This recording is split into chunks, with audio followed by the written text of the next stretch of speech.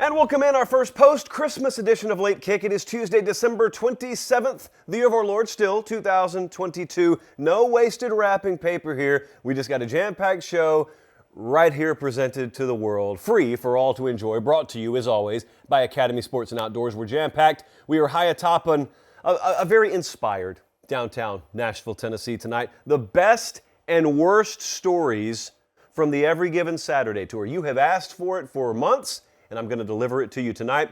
Oklahoma and Texas. Looks like they may head to the SEC a little bit sooner than nature anticipated. Are they ready, though? That's another question a lot of you want. We got Bold Predictions Revisited. Our favorite series continues. Whose stock is rising as a program? We talk about coaches all the time. But some of these programs out there, some of these teams that kind of got tossed by the wayside early in the year, they came on strong. What do we think about them down the stretch? They're watching us in Bowling Green, Kentucky, Joplin, Missouri, Corpus Christi, Texas, Bakersfield, California. It's been a great year. We appreciate you guys so much. Also, got a little surprise for you. Second half of the show tonight. Just stay tuned. Got a little surprise for you. So, with that in mind, let's dive in here. I want to start with bold predictions tonight. Sometimes we bury this, third or fourth segment in the show, but I actually wanted to start with this tonight. The bold predictions, as you gave them to me in August, the rules were only have one requirement. You have to be willing to bet your money on them. And thus the paper pop. Because the first one came oh so close. I don't even think this first bold prediction should be a loss. Listen to what it was. From Camden, he said, Hendon Hooker will be a Heisman finalist at the end of the season. I put an 8 on this in terms of boldness when Camden originally sent it to us. And I said a couple of things. Jesse reminded me earlier today. I gave a couple of what I thought were prerequisites, which is always a tough word for me to say, that I thought had to happen for this to happen. One of them actually did occur. I thought Tennessee had to hit the over on their win total. Jesse, I think you told me it was 7.5, and they ended up winning, obviously, 9 games. I think they were 9-3. So they hit that. What didn't happen that I thought needed to happen was I thought Hendon Hooker needed to have like 1,000 more passing yards than he did last year. And he had a little over 2,900 a year ago. He had 3,135 this year. So he had more, but not 1,000 yards more. He had 4 fewer touchdowns passing this year than he did last year. What happened? What was the difference? Why was his name so much at the forefront of the Heisman conversation? The Alabama game. That's what happened. The Florida game, he had a big day. The Bama game, though, that's what put him on the radar. They hung half 100 on Bama. They beat Alabama. That was a Heisman moment, which is not a phrase we use a whole lot on this show, but it was a Heisman moment. And yet he still, in my opinion, got screwed out of a Heisman finalist position. So Camden, agree with you. I think you were right. Even though it didn't happen, I actually, I don't think this was a bad prediction at all. It was bold, but it was a good, bold prediction. Next up, I don't really know what to make of this next one. Mike said Utah's going to beat USC by double digits. Well, on one hand, this was wrong. 43-42 was the final when these two hooked up in Salt Lake City. Both of them had over 500 total yards of offense. We remember that game. That was on a Saturday that I think probably yielded the single biggest day of upsets. Multiple field stormings that day, the entire season. So that was part one. As it turned out, there was a part 2 to this. It was called the Pac-12 Championship game. And that's where Mike hit pay dirt, because it was 47-24 Utah wins. Now here's what's funny. You know, the Pac-12 Championship game happens on a Friday. So if you live like Colin, if you have a really bubbly social life outside of work, sometimes you can't just settle down and watch a college football game on a Friday. So picture the Collins of the world. You know, they're getting ready to go out and they're putting on their sequin vest. I don't know what he wears. But you see the first few minutes of the USC-Utah game, right? And USC's leading 17-3. And you say, well, USC's going to the playoff. Click, and then he goes about his merry way. And then imagine Colin, 1:30 in the morning, walking home from Broadway, and he sees the final score. What happened? What happened? Well, the Caleb Williams injury happened, but also a 44-7 Utah run happened. You see, Caleb Williams doesn't play defense. So Utah pulled out the sledgehammer and they used it repeatedly. And it turns out Utah did beat USC by double digits this year. It just didn't happen in the regular season. Next up, we're talking about a little playoff prediction here that went awry pretty early for Chris. Chris predicted that Oklahoma was going to go 11-1 and make the playoff and win a semifinal game. I had stats and info checked to be sure. Oklahoma is not in the playoff. They did not go 11-1. And obviously, therefore, they will not win a playoff game. This was done by week 5. Remember, they had that stretch there where they lost to Kansas State, then they lost to TCU, and then there was a question of, well, certainly they're not going to lose 3 in a row. Certainly they'll play for pride against Texas. 49-0, they lost to Texas. The Dylan Gabriel injury was catastrophic for this team, and we looked at them in the preseason. In fact, I think we did a segment in the preseason about the players that were the most important to their teams. Dylan Gabriel was one because they just didn't have an option behind him at quarterback, and you saw it. They were the preseason favorites, but totally reliant on him in the Big 12. They ended up 6-6, and that's about all she wrote for that prediction, Chris. I put an 8 on it. Probably should have been a wee bit higher than that even.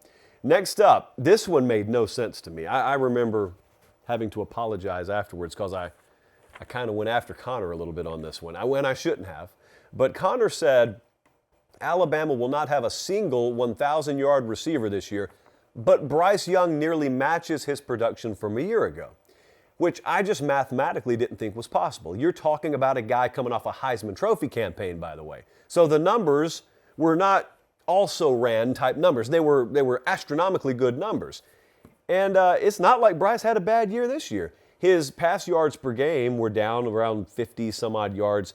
Completion percentage ticked down 2 to 3 percentage points. But it was the not having a 1,000-yard receiver prediction and him matching the production that I didn't think could happen. I mean, certainly he could match last year's production, but you're going to have at least one receiver, if not a couple of them, flirting with 1,000 yards. As it turns out, Ja'Cory Brooks led Alabama in receiving yards this year with 623. Jermaine Burton was second, and he didn't even top 600 yards. That's pretty staggering to look at. It looked for a while like Jahmyr Gibbs may lead him in receiving yards, and he was a running back. So I put a 9.5 on that one. I never thought that one had a shot. Nor did I think this one had a shot. I put a 9.5 on this one, too. Mall Cop 7 predicted Kenyatta Mumfield puts up better numbers than Jordan Addison. Jordan Addison, kids, once upon a time, didn't play for USC. Once upon a time before he made his way out west, he played for Pitt, and he won something called the Biletnikoff. They claim to give that to the best receiver in the country. Now, I would argue Jamison Williams should have won that award. Be that as it may, Jordan Addison had an incredible year. He was a worthy candidate at the very least, and he had nearly 1,600 receiving yards. How did Kenyatta Mumfield fare this year? He had 473. Jordan Addison had twice as many receptions. He had about 4 times as many receiving yards. He had nearly 16 yards per reception. Kenyatta Mumfield about 9. And then there's the old touchdown statistic where we had an edge to Jordan Addison 17-1. It should also be noted Jared Wayne actually was a 1,000-yard receiver on this team this year. So Kenyatta Mumfield, God bless him, he wasn't even the best receiver on his team this year. This had no shot of happening. I put a 9.5 on it. There are a couple of predictions that you guys made that were 9.5 or higher that ended up hitting. Those were not among them. Academy Sports and Outdoors, I think, made a lot of people happy recently. We're like 48 hours removed from Christmas. I think that a lot of you had some dreams come true. And what can I say? It's this brand right behind me, Academy Sports and Outdoors, both figuratively, well, literally, they have a monitor behind me right now. Figuratively, they've got our backs every step of the way. I know I've said this a lot, but we get so many new viewers and listeners per show that I have to remind you, we have a lot of fancy equipment. We have a staff here. We've got a nice studio, and we get to still bring you the show for free Because of Academy Sports and Outdoors. They don't make us charge a dime for it. So they write the checks, they keep the lights on here, they make sure the AC and the heat works, and we just get to do the show, and you get to be the beneficiaries. So what am I telling you that for? I'm telling you so that you'll appreciate Academy Sports and Outdoors and also understand they got a lot of stuff you'll need in your life. Some of you just needed it for Christmas, and some of you are going to need it because the weather's always changing, sporting seasons are always changing. You need new clothes. You pretty much need a lot of stuff they've got there. So Academy Sports and Outdoors, your one-stop shop for a lot of your life essentials, and academy.com if you cannot get there in person. I am looking very much forward to this next question because it has been, I don't know, an entire season since one of these things happened. So here's where we're going to go here. I'm going to dive into the mailbag. And we're going to lead it off with a question that a lot of you guys ask weekly, and I told you got to wait to the end of the year. Well, here we are. We're at the end of the regular season, so everything's in the books in regards to the Every Given Saturday Tour. Pop it on me, Colin. That first question from Garrett Jennings tonight. He said, you promised the best and worst stories from the Every Given Saturday Tour this year, so let's hear them from Warner Robins, Georgia. That I did, Garrett, and I knew you wouldn't forget, so here we go. Right here to wrap up 2022 almost. I'm going to do the best story first. We had a little internal debate here. Should we go negative or positive first? We're going to go positive first. So the date was October 22nd. I was in Eugene, Oregon. First visit ever to the great Pacific Northwest.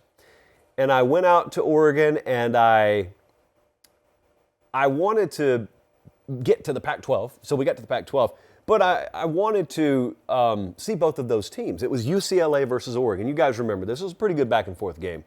So anyway, I'm out there on a Friday night. This first part's not even the good part of the story. It's just a part of the story. I'm out there on Friday night.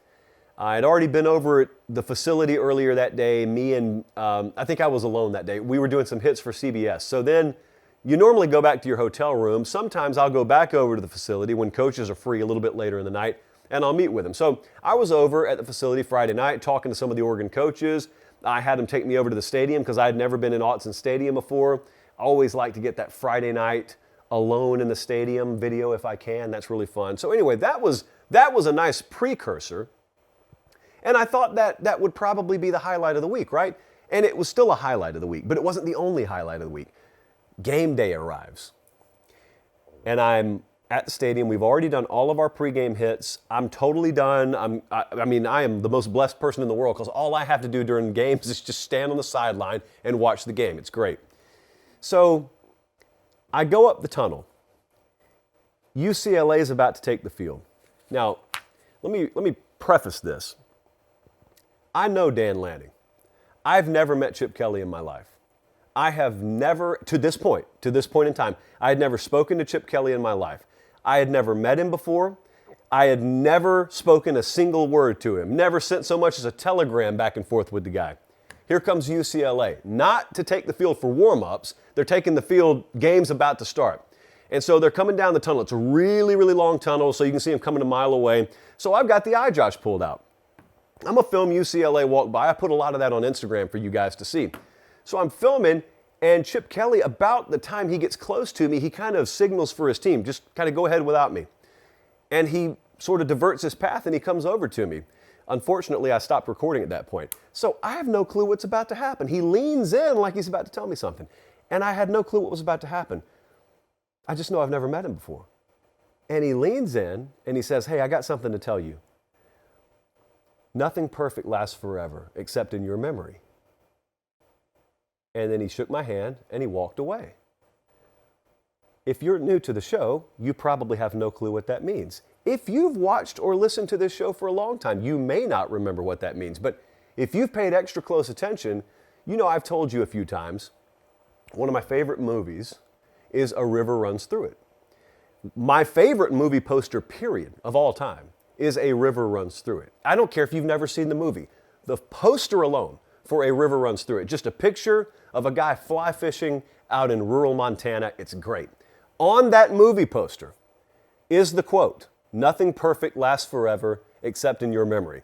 I had mentioned that quote on this show a few times. Chip Kelly had seen it somehow on the show. He had no clue he was going to see me that day. It's just somehow when he saw me as he was headed down the tunnel, that quote triggered in his mind, and he walked over, gave it to me, and then went on about his way. It jarred me for a second because I had to think to myself, like, well, how did this just happen? So it wasn't until he was all the way out on the field that I realized, oh no, wait, he must have heard me say that on the... And then I put two and two together. Hey, man, since then I've taught Chip Kelly a couple more times. So it's been great, but that little moment there, which I have not told until now. I haven't told anyone that story except Jesse and Colin, basically. That was a classic moment. That was great because that's still, now forever, my favorite movie poster quote of all time.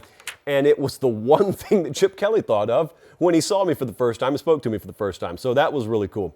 Not nearly as fun a story was back in week 1. And I have told even less people this story. Jesse and Colin, though, still know. Some of you may have noticed when I was doing the Cincinnati-Arkansas game. If you watch our coverage over on CBS Sports HQ on Saturdays, or if you follow me on Instagram, you may have noticed I was wearing sunglasses. And that doesn't stand out too much. It's still summer. It's the middle of the day. Crazier things have happened. People wear sunglasses. Now, maybe not so much when they're doing a live shot, but people have worn sunglasses before. Well, I don't. On air, at least. I've never worn sunglasses. Why was that? Well, here's what happened. All of a sudden, inexplicably, like 2 weeks before the season started, I started waking up in the morning. First thing I'll do, obviously, is, take the protein and whatnot, and then I'll open my laptop, start to get to work. The illumination from my laptop was making me squint. Like it was bright. And it started getting precipitously worse day by day. And then all of a sudden, I couldn't go outside in the middle of the day and normally look around without squinting and without shielding my eyes. And I got so sensitive to light, I eventually had to start wearing sunglasses. Then it was so bad, it was overcast that morning in Fayetteville. But just the LED lights that Greg Gelber uses, our crack production guy out on the road, I couldn't even bear the LED lights. And that's just what they use to illuminate your face. So I had to wear sunglasses. I had no clue what was happening. Also had blurry vision in one eye. So I have light sensitivity, partial blindness, had no clue why, was just trying to hide it. So I had to ask myself, what has changed about me over the past 6 months? And I narrowed it down to one thing. I had been drinking a lot of brand's cold brew coffee in the can. Room temperature, of course. And I'd been chugging about half a dozen of them per day, certainly more than the prescribed amount. Well, I realized, hey, that's changed. I just started drinking these things recently, so I cut them cold turkey. Good for me, by the way. Light sensitivity was gone within 48 hours, vision totally rectified within 48 hours. And so the moral of the story, kids, is I will never drink a can of cold brew fill-in-the-blank brand coffee again in my life. Why? Because I enjoy being able to see and I enjoy not having to squint when someone turns the lights on. Those were the best and worst stories of the Every Given Saturday tour this year. Told you they deliver. Those aren't the only stories. Those are just the best. I should have said the best and worst that I can share. Yeah, that's probably the way we should have arranged that. Let me take a little sip from the chalice right quick. Okay, let's roll on. Really serious question here. Sandy wants to know, what's Jim Harbaugh's legacy if he wins the national title from Kalamazoo, Michigan? Do you have an answer for that, by the way? Think about that if you're listening or watching. What is his legacy? Does his legacy change? Well, yeah, of course it changes if he wins a national title. I was thinking about this, and it's easy to just say, oh, he's a legendary coach. Well, yeah, but what's his legacy? And when we're talking legacy, that extends beyond Michigan. What is his legacy to college football? I think that it would be really, really noteworthy and historic. Now, I want you to remember the story. You can't, if Harbaugh wins a national championship, you can't tell the story of Michigan 2022 without going way back before the season starts, because you got to go back the last several years when they had lost to Ohio State, then finally got over that hump last year, Then you've also got to tell the story about them getting beat pretty soundly by Georgia. Who knows? Maybe that's who they beat to win the national title this year, if it happens. And you've got to tell the story about Harbaugh trying to get the Vikings job. We're talking about his legacy, right? National Signing Day of earlier this year. Do you remember what happened? We were, I guess, down in Fort Lauderdale. We were doing a signing day show. Everyone's looking to put the finishing pieces on their class. Jim Harbaugh was interviewing for the Vikings job on signing day. Do you remember? Yeah, now you remember, right? Yeah, people had forgotten about that. It hasn't even been a year, guys, but it's already a distant memory because when he checked back in, he didn't get the job. He lost both of his coordinators. It certainly hasn't hamstrung them a bit this year, but when he checked back in, see, I remember over the spring and summer, one of the big talking points around that program was, Harbaugh, what if he mentally checked out and he didn't get that job, but what if his heart's not really in it? Well, I remember listening to Sam Webb and some of the folks close to the Michigan program, and they were adamant. We're not predicting they're going to win the title this year, but it won't be because this staff's not checked in. They have no concern internally about that. So I believed them, and that has proven itself to be the case. So that's part one of that legacy. Part two of that legacy would be he's accomplished something, if he wins a title, that no Michigan coach has accomplished this millennium, and he will have done it his way. You know, there was a little while there where you started to look at him. I did too. I started to look at him as the game was evolving. Even Nick Saban overhauled what he did. And Nick Saban at one point seemed as married to a certain offensive philosophy as anyone. And when the Sabans of the world are even adapting, you look at Jim Harbaugh and he's doing the same old stuff he's always done, and you just think, oh boy, is he just happy relegating himself to maybe an 8 or 9 win ceiling? Or at 10 wins, but they're not going to beat Ohio State like this, are they? And it didn't look like it for a while. And then all of a sudden they did last year. Then they do it again this year, and it no longer looks like it was some one-year accident. It wasn't a product of the weather. It wasn't just home field advantage. They did it again. And they did it with a different quarterback than they did a year earlier. And they did it with different coordinators in your own building. If they go on to win the national title on top of that, you're talking about a Michigan legend, but you're talking about a college football legend, because I'll tell you what would happen. You know this is true. Immediately after that maize and blue confetti gets done raining down in Los Angeles, I guess is where we'll be, I think a lot of staffs will do what they do every time someone wins a title, and they'll look at what won, and they'll say, should we duplicate that? Well, for a while, what has that been synonymous with? It's been synonymous with, should we overhaul our passing game? Should we learn from the route concepts they use? Should we learn from the recruiting profile that they used at receiver and quarterback? Well, now Georgia won it last year, doing it not that way. And if Michigan were to win it, doing it the way that Harbaugh's always done it, that's adding to kind of a legacy and a new pendulum swing, if you will, in college football that was kind of started from Kirby Smart last year. That'd be interesting. But as for Harbaugh's legacy, he will have accomplished everything you could ever dream, hope and dream that he could accomplish if they win the national championship. I mean, from that point forward, it wouldn't matter. He could interview for NFL jobs as long as he wants to. He, by the way, and I respect him for this, he has never apologized for that. And they've asked him to. They've asked him, hey, do you regret interviewing for that Vikings job? He said, I don't regret that. I wanted the job. You know, I wanted to coach in the NFL again. I think he still wants to coach in the NFL again. I have talked to several people at that level who say, yeah, we think he's going to be a coach here again someday.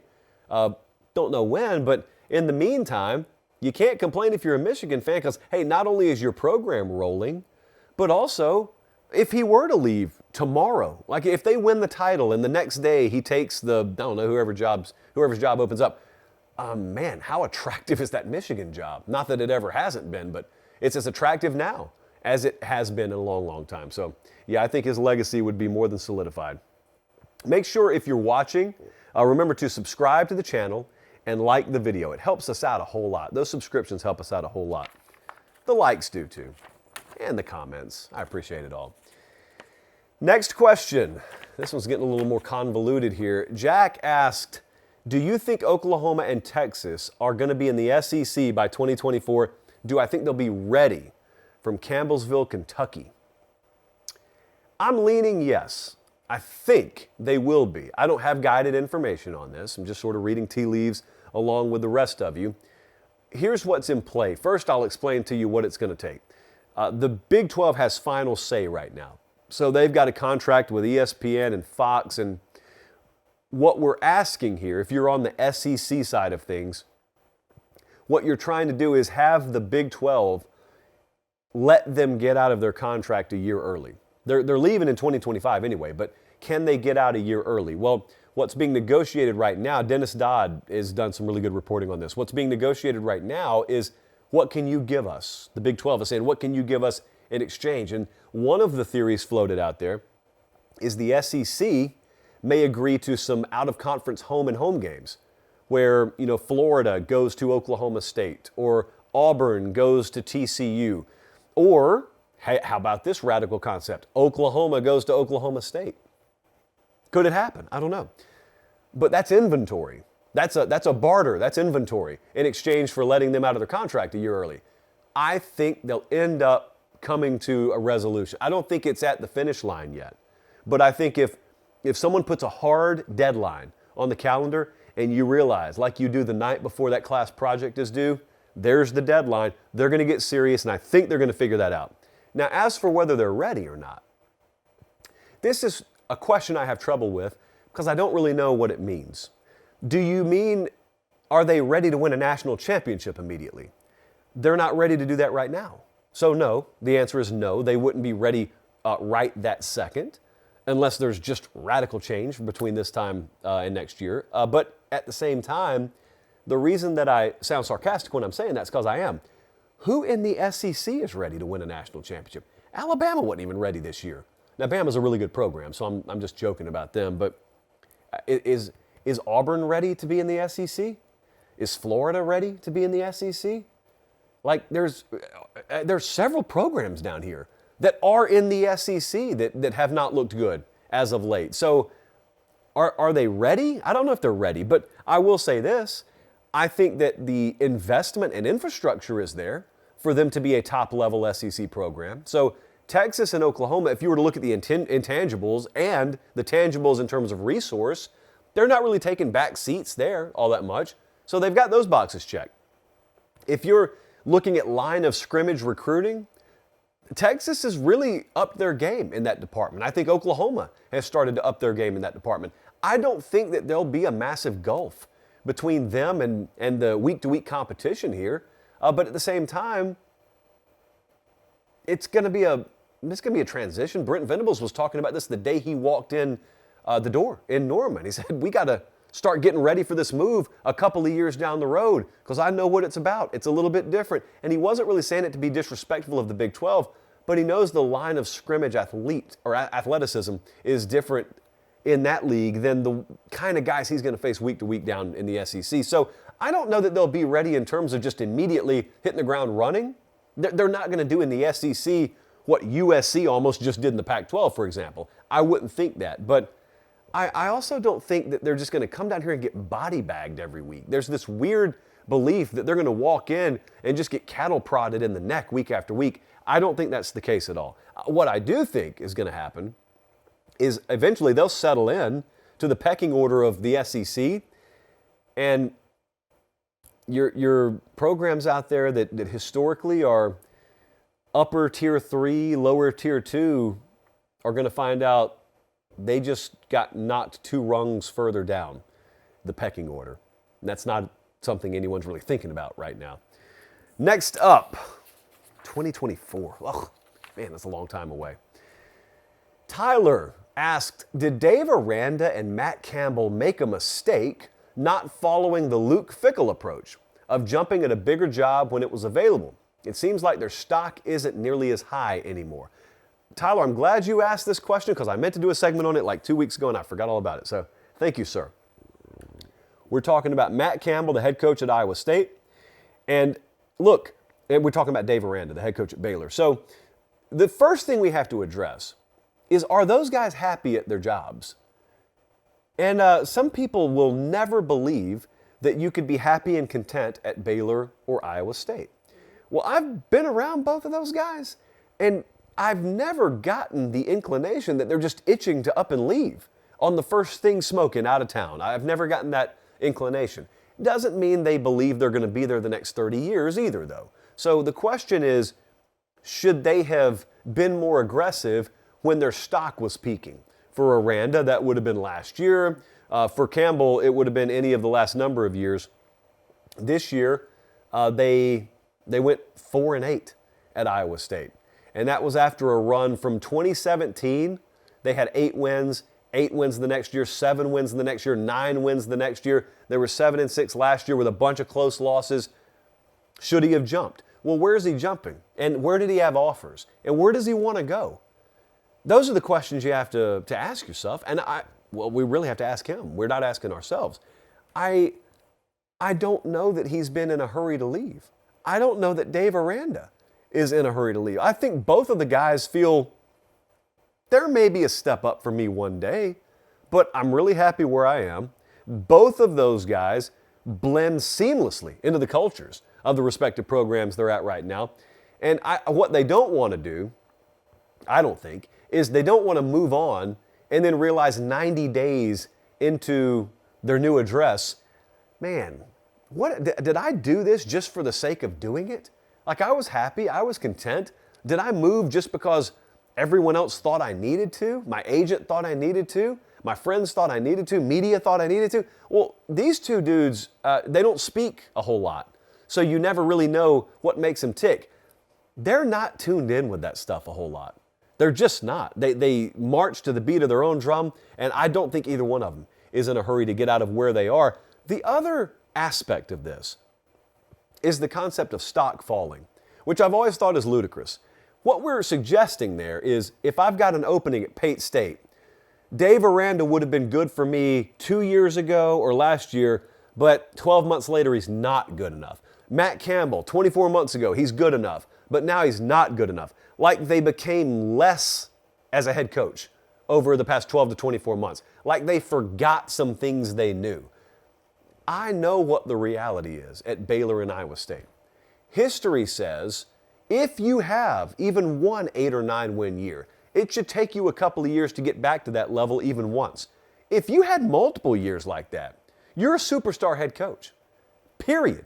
So Matt Campbell, I don't care if the dude doesn't go to a bowl game this year, superstar head coach. To me, he is.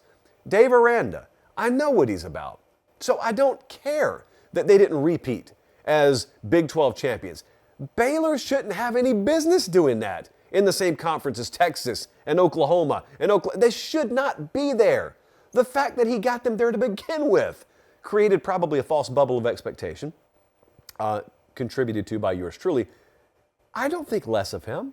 So if I was ready to hire him a year ago, I'd still be every bit as excited today if I had an opening and if he was interested. So their stock is not dropped for me at all, but I do understand the question, because if we were to look at a classical hot board out there, and sadly, if you were to ask some ADs, yeah, their stock's probably dropped. I've never believed in that. So there you go, a little thinner post-Christmas show, but hey, we got one in. It is what it is. We got college football playoff games coming up. We're right in the middle of bowl season. Appreciate you guys so much for being a part of the show. Make sure you're subscribing. Make sure you're following on the podcast side of things. That stuff helps us out greatly this time of year. There's no need to leave. Even after the season's over, we're year-round. There's no need to leave. For Director Colin, for Producer Jesse, I'm Josh Pate. We'll be back here live from Nashville Thursday night. Until then, take care. Have a great rest of your evening, and God bless.